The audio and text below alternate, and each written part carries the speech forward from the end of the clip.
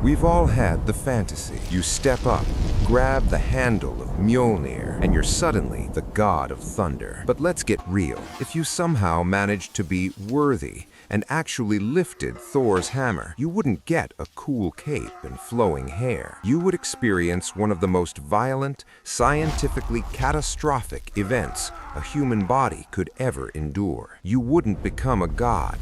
You'd become a human lightning rod. In the next few minutes, we are breaking down the brutal physics and biology of exactly what would happen to your bones, your blood, and your nervous system if you wielded Mjolnir. Spoiler alert, you don't survive. Before we even talk about lightning, we have to talk about gravity.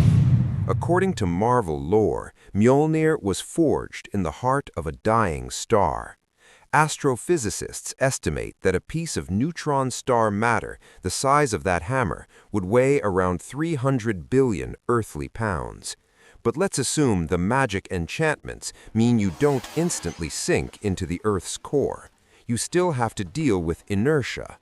When Thor swings that hammer, he's moving a massive amount of dense matter at supersonic speeds.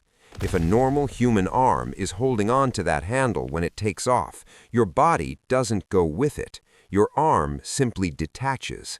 The torque would instantly dislocate your shoulder, shatter your clavicle, and rip the rotator cuff clean off the bone.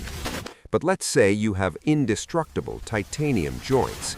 You swing the hammer, now comes the real problem, the thunder.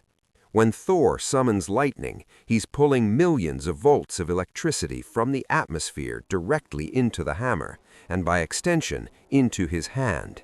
Here is where human biology spectacularly fails. Your nervous system runs on tiny electrical impulses.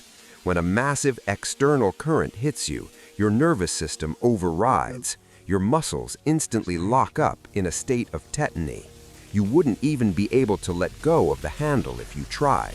Your hand is permanently cramped around the Uru metal. But it gets worse.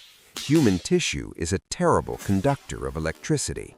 Because we have high electrical resistance, our bodies convert that lightning into extreme thermal energy. In a fraction of a second, the water inside your cells vaporizes.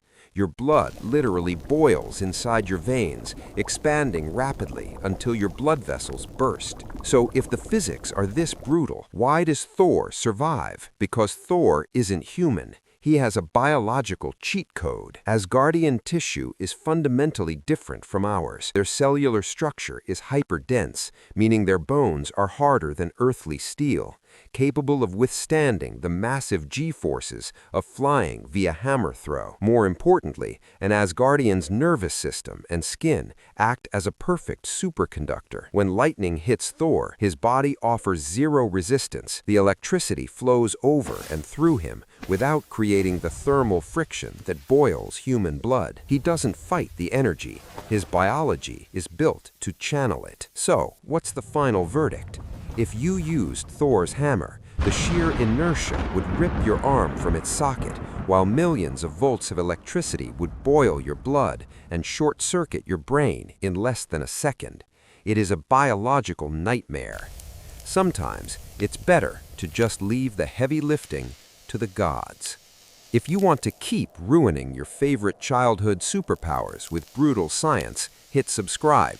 And let me know in the comments, which superhero's power should we scientifically destroy next? Superman's heat vision or Flash's speed? See you in the next one.